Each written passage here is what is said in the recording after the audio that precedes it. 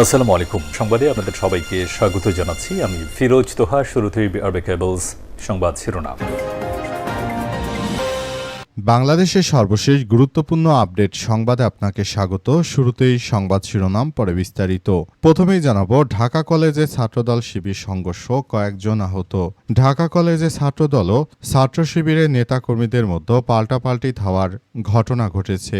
এতে দুই পক্ষের লোকজন আহত হয়েছে বলে জানা গেছে। আজ দুপুর 12:30টার দিকে এই ঘটনা ঘটে। পরে বেলা 1:30টার দিকে ক্যাম্পাসে মিছিল করেন ঢাকা কলেজ শাখা ছাত্রদলের নেতাকর্মীরা। এরপর জানাবো, ছাত্র শিবির ছাত্রদলের সংঘর্ষে আলিয়া মাদ্রাসার অধ্যক্ষ আহত। জগন্নাথ বিশ্ববিদ্যালয় ঢাকা কলেজের পর রাজধানী বকশীবাজারে আলিয়া মাদ্রাসা ছাত্রদল ও ছাত্র শিবিরের মধ্যে মারামারির ঘটনা ঘটেছে। বিকাল 5টার দিকে মাদ্রাসার সামনে এই সংঘর্ষের ঘটনায় গুরুতর আহত হয়েছেন অধ্যক্ষ মাহমুদ ওবায়দুল হক। এদিকে ছাত্রদলের পরিণতি হবে ছাত্রলীগের থেকেও ভয়াবহ খারাপ বললেন সার্জিস আলম। ছাত্রদলের পরিণতি ছাত্রলীগের চেয়েও খারাপ হবে বলে মন্তব্য করেছেন জাতীয় নাগরিক পার্টি এনসিপির উত্তর অঞ্চলের মুখ্য সংগঠক সার্জিস আলম। আজ তিনি নিজের ভেরিফাইড ফেসবুক আইডিতে দেয়া এক পোস্টে এসব কথা লিখেছেন। এবারে জানাবো, সরকার পতনের চূড়ান্ত আন্দোলনের সময় এখনো হয়নি বলেন ডাক্তার আব্দুল্লাহ মোহাম্মদ তাহির। সরকার পতনের মতো চূড়ান্ত আন্দোলনের সময় এখনো হয়নি বলে মন্তব্য করেছেন জাতীয় সংসদের বিরোধী দল নেতা ডাক্তার সৈয়দ আব্দুল্লাহ মোহাম্মদ তাহির। এবং সর্বশেষ জানাবো, ন্যাশনাল হাসপাতালের সামনে ফের উত্তেজনা, অতিরিক্ত পুলিশ মোতায়েন। জগন্নাথ বিশ্ববিদ্যালয়ে জাবি সংঘর্ষের কয়েক ঘণ্টা পরও ঢাকা ন্যাশনাল মেডিকেল কলেজ হাসপাতাল এলাকায় উত্তেজনা পুরোপুরি প্রশমিত হয়নি। আজ সন্ধ্যা 6:30টার দিকে হাসপাতালের প্রধান ফটকের সামনে অতিরিক্ত পুলিশ সদস্যদের মোতায়েন থাকতে দেখা গেছে। প্রিয় দর্শক, এতক্ষণ শুনছিলেন সংবাদ শিরোনাম, এবারে বিস্তারিত। তবে তার আগে বন্ধুরা, অনুরোধ থাকবে এই সংবাদটিতে একটি লাইক দিন। এই চ্যানেলে আপনি নতুন হয়ে থাকলে আমাদের সংবাদটি দেখতে দেখতে চ্যানেলটি সাবস্ক্রাইব করে রাখুন। কমেন্ট করে বন্ধুরা আপনার মূল্যবান মতামত জানিয়ে দিন আপনি বিশ্বের কোন দেশ থেকে বা বাংলাদেশের কোন স্থান থেকে আমাদের সংবাদটি দেখছেন এবং শুনছেন। আর বন্ধুরা, সংবাদটি আপনার সোশ্যাল মিডিয়া ফেসবুকে শেয়ার করে বন্ধুদেরও দেখার সুযোগ করে দিন। গাজা যুদ্ধে আপনি যদি নিরীহ ফিলিস্তিনিদের ভালোবেসে থাকলে কমেন্টে ইয়েস লিখে পুরো বিশ্ববাসীকে এই তাজা আপডেটটি দেখার সুযোগ করে দিন। এবারে বিস্তারিত। ঢাকা কলেজে ছাত্রদল এবং ছাত্র শিবিরের সংঘর্ষে কয়েকজন গুরুতরভাবে আহত। ঢাকা কলেজে ছাত্রদল ও ছাত্র শিবিরের নেতাকর্মীদের মধ্যে পাল্টা ধাওয়ার ঘটনা ঘটেছে। এই ঘটনায় আসলে নতুন করে উত্তেজনার সৃষ্টি হয়েছে। এই উত্তেজনা আসলে সবাইকেই মারাত্মকভাবে খুব হতাশা করেছে। জানা গেছে যে বিএনপির নেতাকর্মীরা তারা আসলে ছাত্র শিবিরের নেতাকর্মীদেরকে হল ছাড়া করার জন্য তারা ব্যাপকভাবে কার্যক্রম শুরু করে এবং তাদের এই কার্যক্রমে আসলে সবকিছু একরকম ধ্বংসস্তূপে পরিণত হচ্ছে। পুরো পরিস্থিতি এখন ওই এলাকায় থমথমে অবস্থা বিরাজ করছে। ছাত্র শিবিরের নেতাকর্মীরা অভিযোগ করেছে যে তাদের উপর বিএনপি সন্ত্রাসীরা প্রথমে আক্রমণ চালায়। যেমনটা জগন্নাথ বিশ্ববিদ্যালয়ে আজ বিএনপির নেতাকর্মীরা জামাতের ছাত্র শিবিরের নেতাকর্মীদের উপর আক্রমণ চালায়। এরপরই সেখানে পরিস্থিতি থমথমে অবস্থা বিরাজ করে। এরপরই ন্যাশনাল মেডিকেল কলেজ হাসপাতালে অনেকেই চিকিৎসা নিতে যায়। তখন চিকিৎসা নিতে যাওয়া নেতাকর্মীদের উপরও আক্রমণ চালায় বিএনপির ছাত্রদলের নেতাকর্মীরা। এটি আর আসলে পুরো ঢাকা জুড়ে আজকে সংঘর্ষ ছড়িয়ে পড়ে।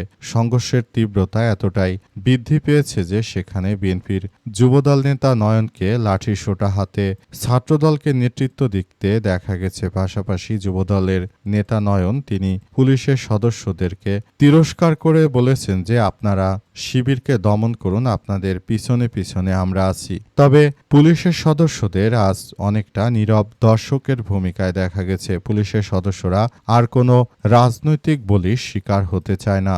এই মুহূর্তে জামাত শিবির ও বিএনপির এই ধরনের সন্ত্রাসী কার্যক্রমে মূলত এই মুহূর্তে আসলে ছাত্র শিবির হোক কিংবা বিএনপি হোক, এদের মধ্য থেকে মূলত পুলিশের সদস্যদের নিরপেক্ষ থাকাই উচিত, কারণ পুলিশ মারা গেলে কেউ বিচার করতে চাচ্ছে না।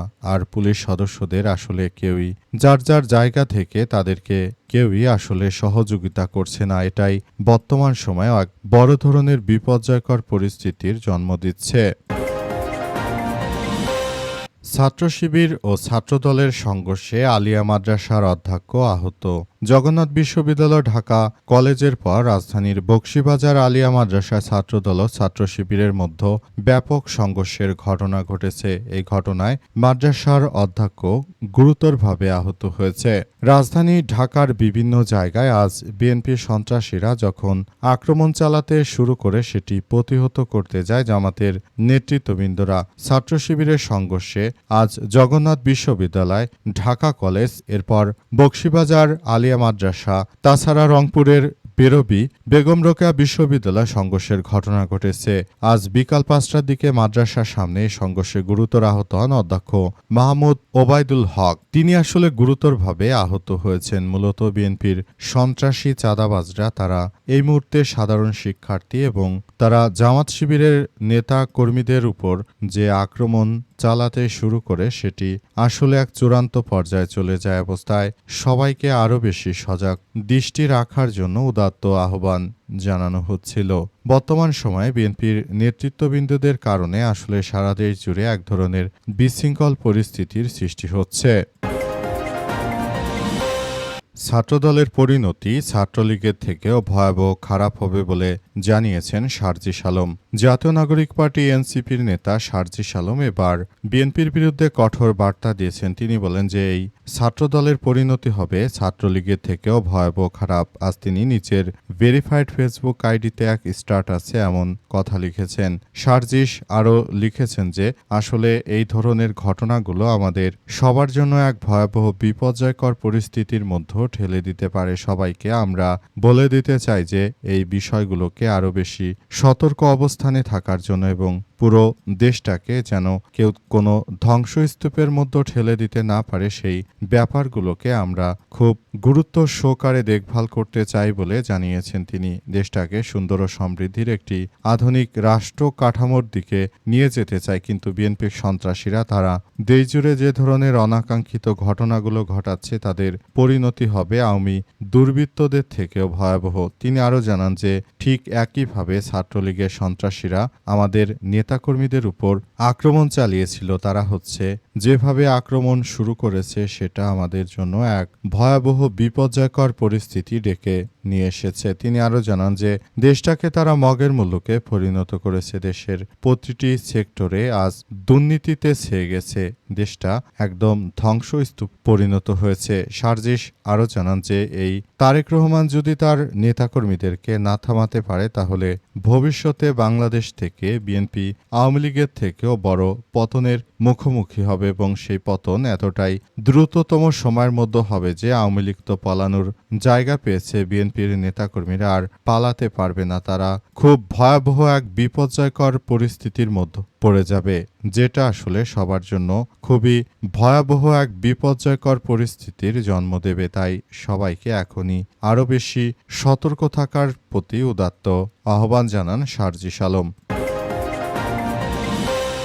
এখনই সরকার পতনের সময় আসেনি বলে জানিয়েছেন জামাতের সৈয়দ আবদুল্লাহ মোহাম্মদ তাহির। তিনি বলেছেন যে সরকার পতনের ডাক দিতে চাই, তবে এখনই নয়, কারণ মাত্র কয়েকদিন সরকার ক্ষমতায় এসেছে। দেশের জনগণকে বুঝতে হবে যে এই সরকার যে আসলে কতটা অপ্রিয় সরকার সেটি দেশের জনগণকে বোঝার জন্য হলেও জনগণকে আরও কয়েক মাস এই সরকার থাকার পর সেটি আসলে তারা বুঝতে পারবে যে আসলে বিষয়টি কোন দিকে যাচ্ছে। তবে আমরা মনে করি বর্তমান সময়ে যেভাবে কার্যক্রম শুরু করেছে বিএনপি, তারা দেশের প্রতিটি জায়গায় যে ধরনের সন্ত্রাসী কার্যক্রম ও বিপজ্জনক পরিস্থিতির জন্ম দিয়েছে সেটা আমাদের জন্য এক ভয়াবহ বিপর্যয় ডেকে আনবে। তাই এখনই তাদেরকে সাবধান করে দিচ্ছি, তারা যদি তাদের নেতাকর্মীদেরকে যদি ঠিক না রাখতে পারে তাহলে ভবিষ্যতে তাদের জন্য আরও ভয়াবহ বিপর্যয় অপেক্ষা করছে বলে জানিয়েছেন জামাতের এই নেতা। তিনি আরও জানিয়েছেন যে দেশটাকে একটি সন্ত্রাসের আখড়ায় পরিণত করছে বিএনপি। নতুন করে তারা দেশের অভ্যন্তরে যে ধরনের এক ভয়াবহ বিপর্যয়কর পরিস্থিতির সৃষ্টি করেছে সেটি আসলে আমাদের জন্য খুবই ভয়াবহ এক বিপর্যয়কর পরিণতির দিকে ঠেলে দিচ্ছে। এটি আমাদের আরও বেশি সমস্যার দিকে ঠেলে দিতে শুরু করেছে। বিএনপির এই আচরণে দেশের মানুষ ক্ষুব্ধ হয়েছে। এটি আসলে আমাদের জন্য এক ভয়াবহ বিপর্যয়কর পরিস্থিতির মধ্যে ঠেলে দিবে। তাই এখনই আমাদেরকে এই ধরনের বিএনপি সন্ত্রাসী কার্যক্রম থেকে সবাইকে আরও বেশি সজাগ থাকার জন্য উদাত্ত আহ্বান জানিয়েছেন জামাতের এই নেতা। তিনি বলেছেন দেশটাকে যে তারা এক ভয়াবহ বিপর্যয়ের দিকে ঠেলে দিচ্ছে সেটা আসলে কোনোভাবেই গ্রহণযোগ্য হতে পারে না। তাই আমরা দ্রুততম সময়ের মধ্যেই এসব বিষয় নিয়ে আবার আন্দোলনের ডাক দিতে বাধ্য থাকব।